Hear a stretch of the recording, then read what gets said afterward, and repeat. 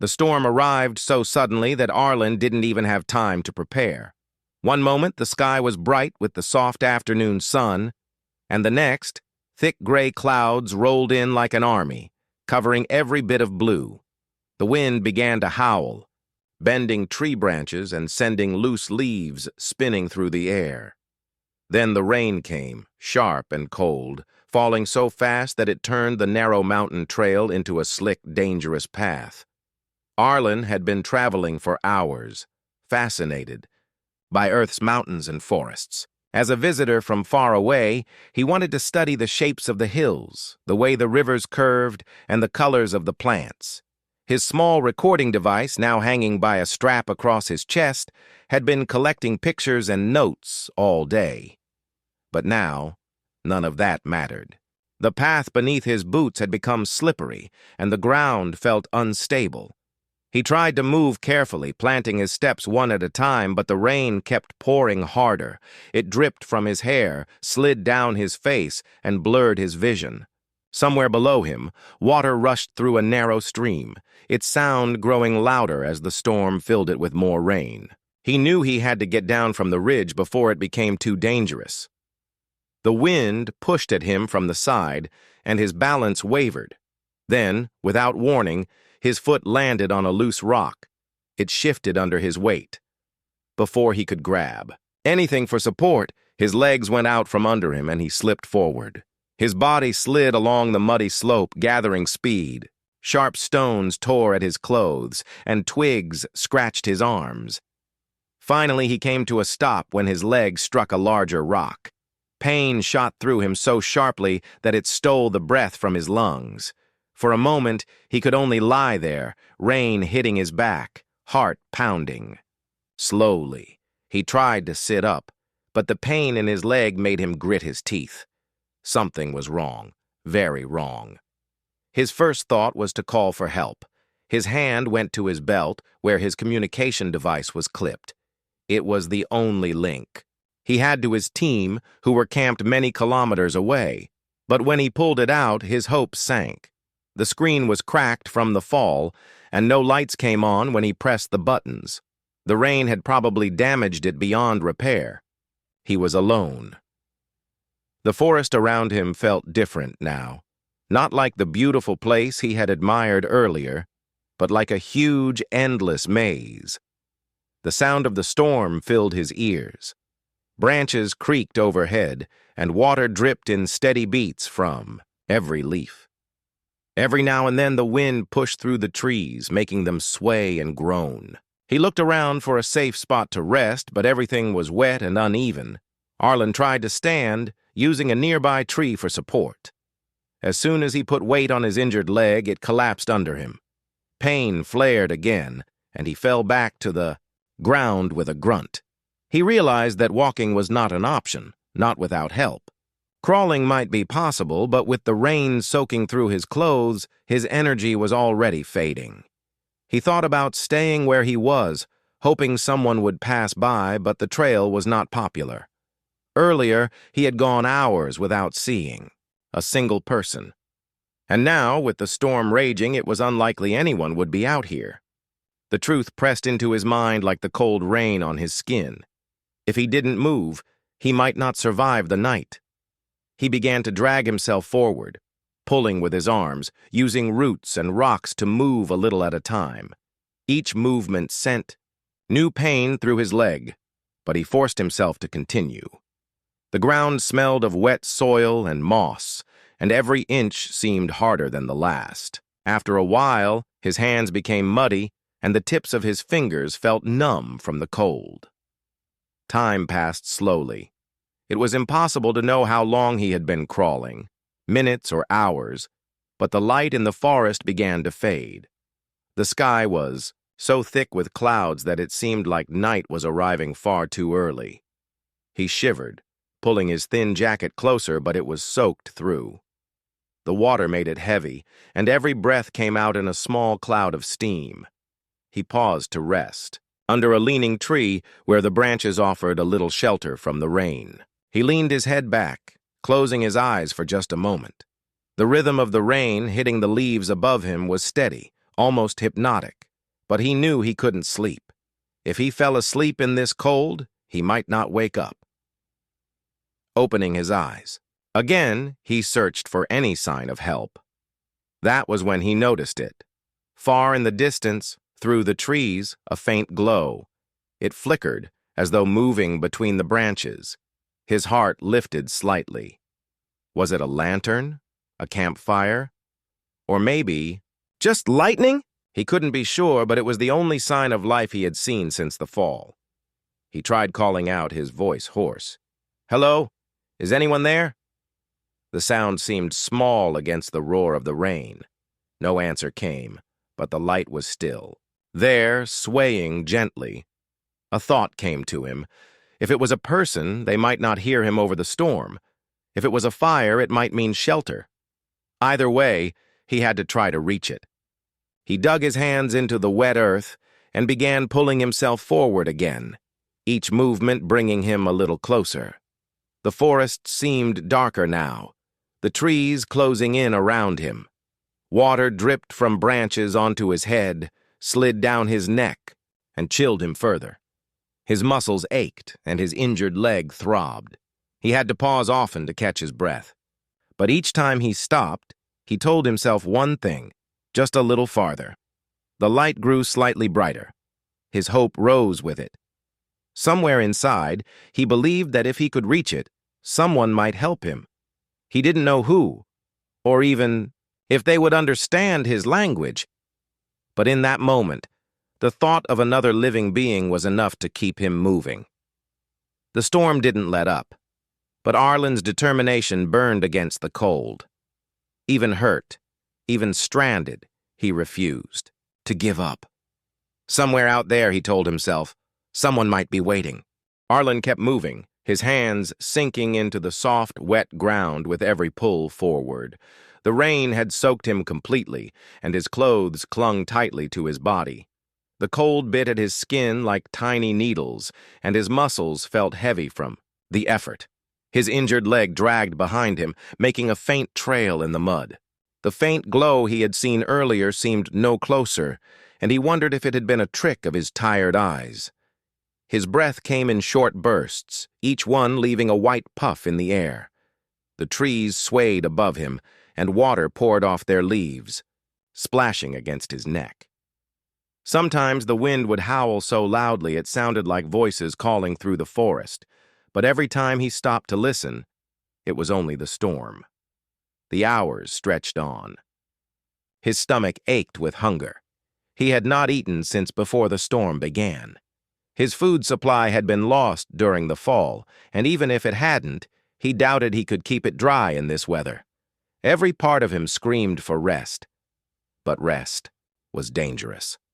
He had heard stories of travelers who stopped to sleep in cold storms and never woke up.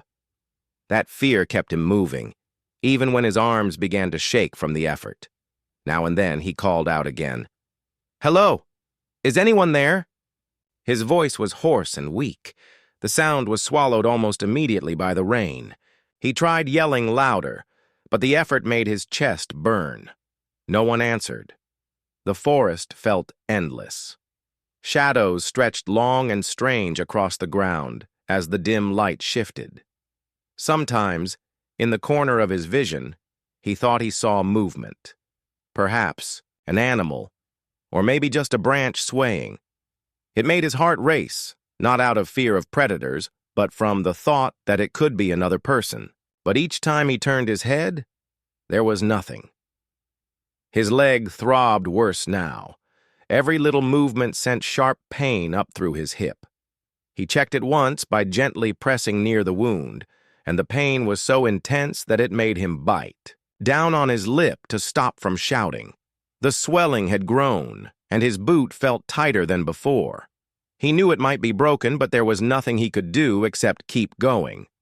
The rain slowed for a brief moment, dropping to a light drizzle. The sudden quiet felt strange after hours of heavy downpour. He could hear the gentle drip of water from the leaves and the distant rush of a swollen stream.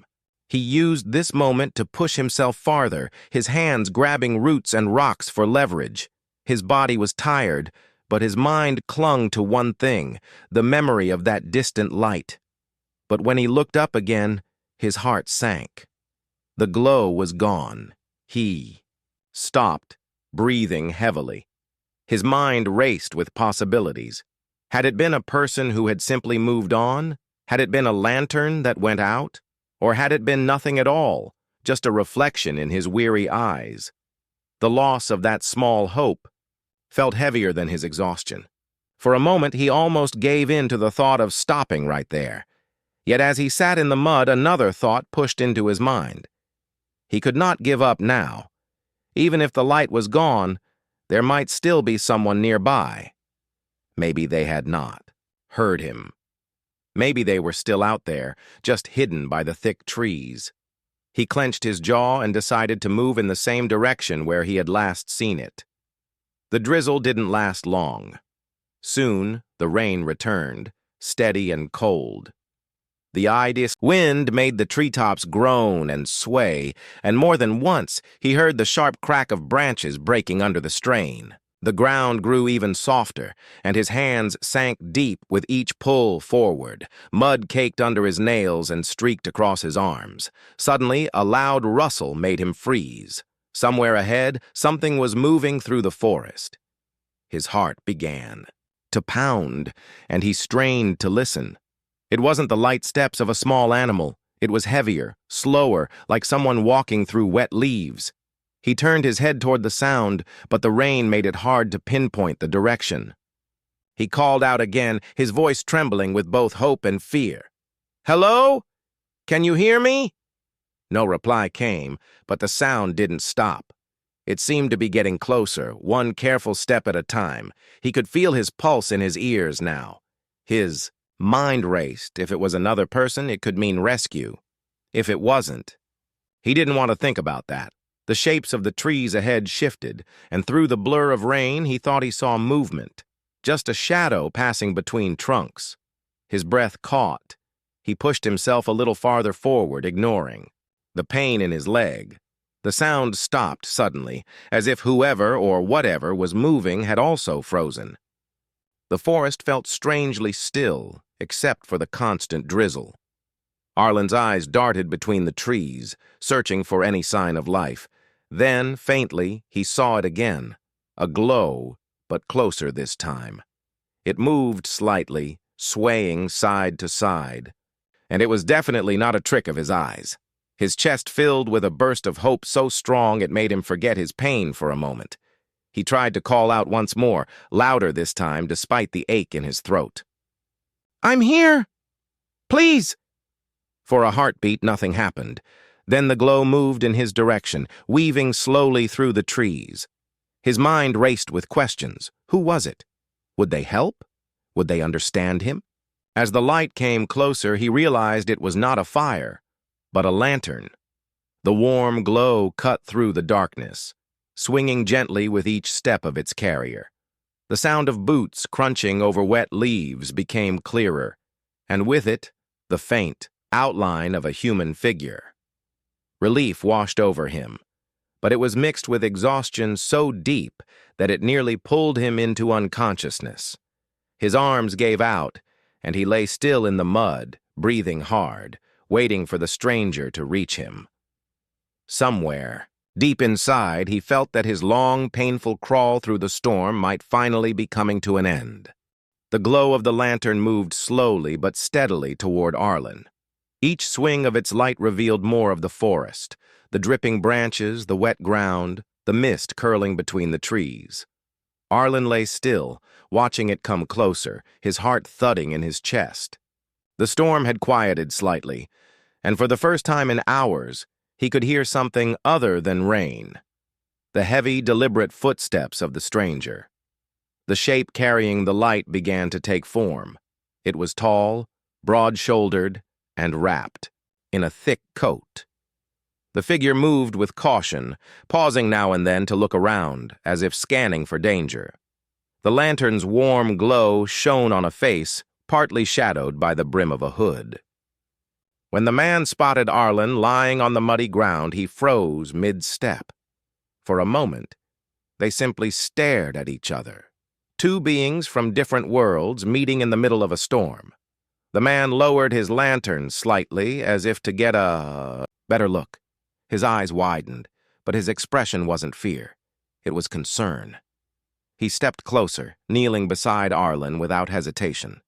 His boots sank slightly into the mud, and the smell of damp earth filled the air.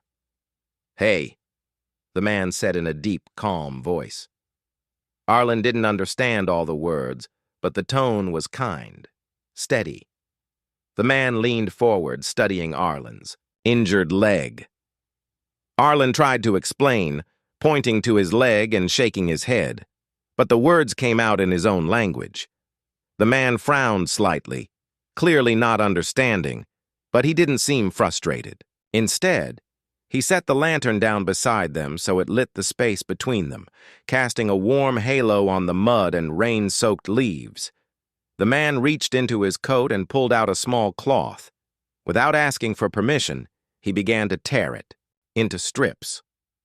Arlen flinched slightly when the man's hands touched his leg, but the touch was careful, testing the injury gently before beginning to wrap it.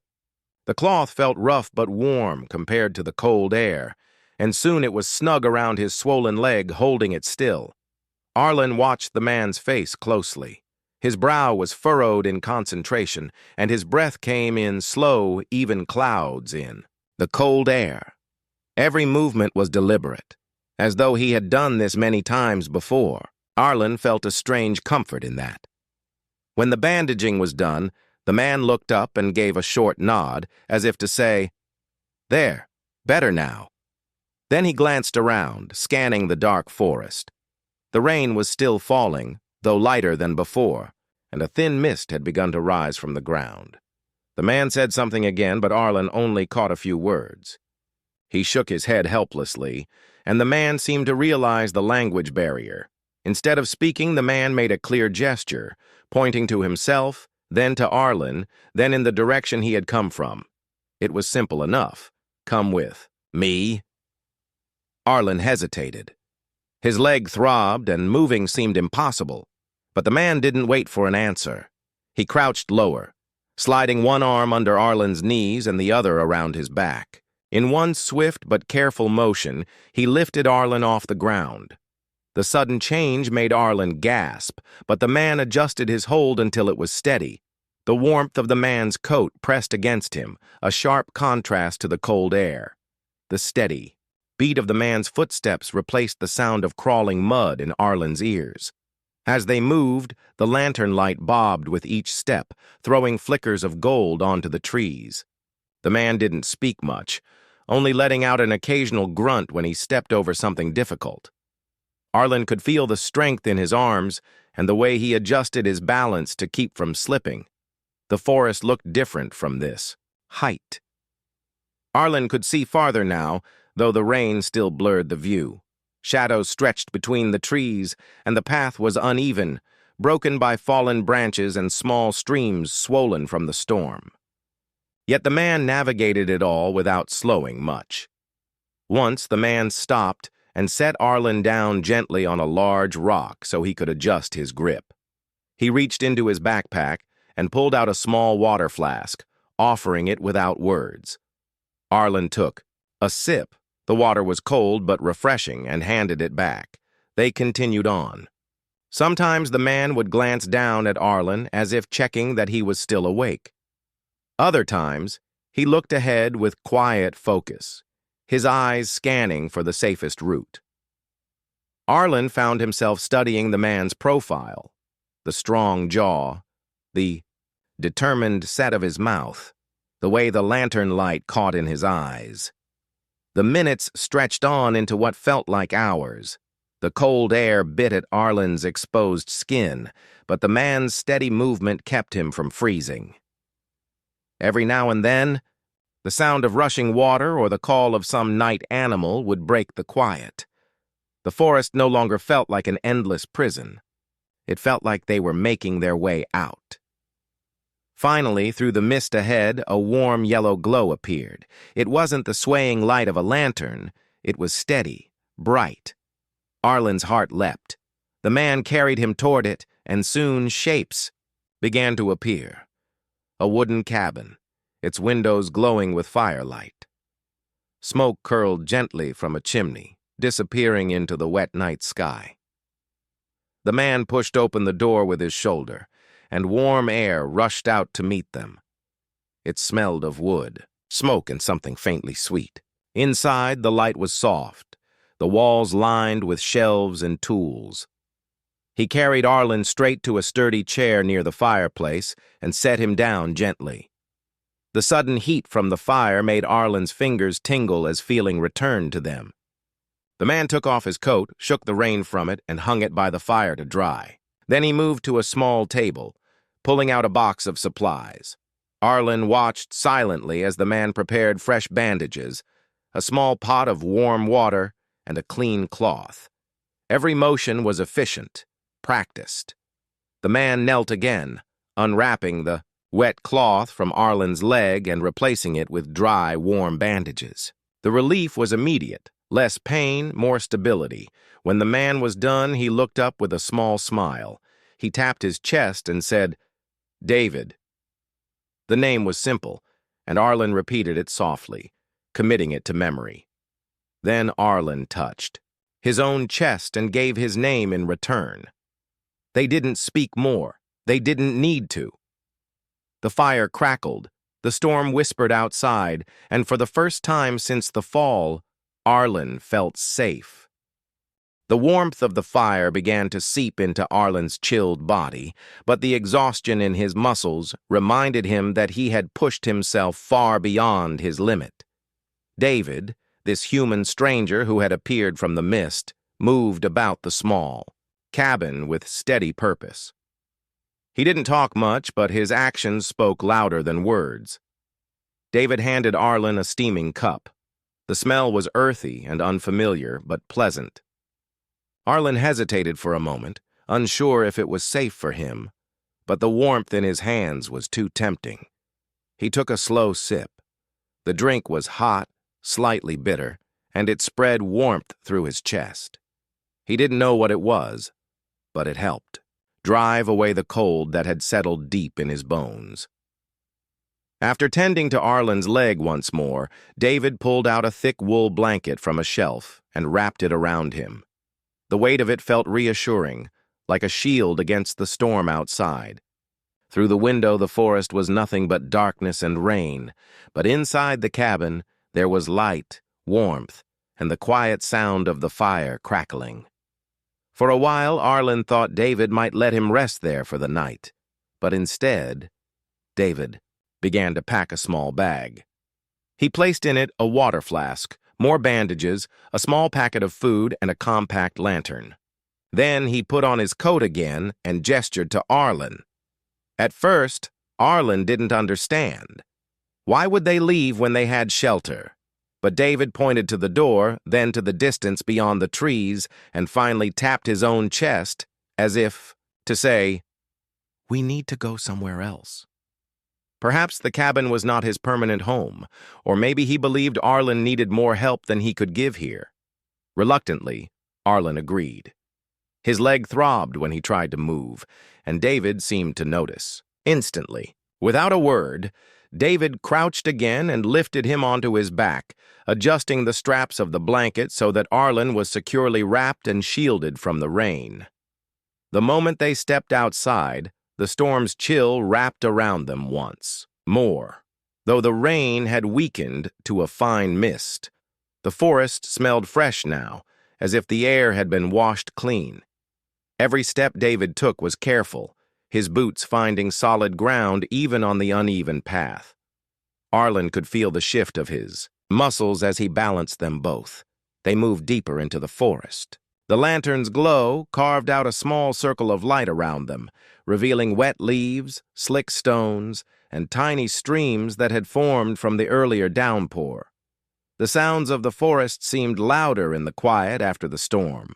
Water dripping from branches, the distant hoot of an owl, the soft rustle of small animals moving through the undergrowth. David didn't speak, but sometimes he would slow down and glance over his shoulder to make sure Arlen was still comfortable. Once he paused beside a fallen log and shifted his weight so Arlen could rest for a moment. Then, without complaint, he continued on. As they walked, Arlen began to notice how David seemed to know the forest well. He avoided certain areas where the ground looked soft and dangerous. He stepped around large roots that could trip him, and he took narrow, hidden paths that Arlen would never have noticed in the dark. It was as if David could read the land like a map, written only for him. The night grew darker, and a light fog began to creep between the trees. The lantern's glow became a warm island in a sea of gray. Arlen's mind wandered as he watched the shapes pass by, towering tree trunks, twisted branches, the glint of water in the distance. Every now and then he thought he saw movement in the shadows, but whenever he blinked, it was gone. After a while, the sound of running water grew louder. David carried him to the edge of a small river, swollen from the rain. The water moved quickly, rushing over rocks and carrying small branches along with it. David set Arlen down carefully on a dry patch of ground, then studied the riverbank. The crossing was narrow but slippery. Without hesitation, David removed his own boots, rolled up his trousers, and waded in to check the depth. The water reached just below his knees. He nodded to himself, then returned to Arlen. This time, David lifted Arlen in his arms, rather than carrying him on his back. The water splashed against them as he stepped carefully from stone to stone, keeping his balance despite the current's pull. Arlen clung lightly to David's coat, feeling the strength in his grip and the steadiness in his steps.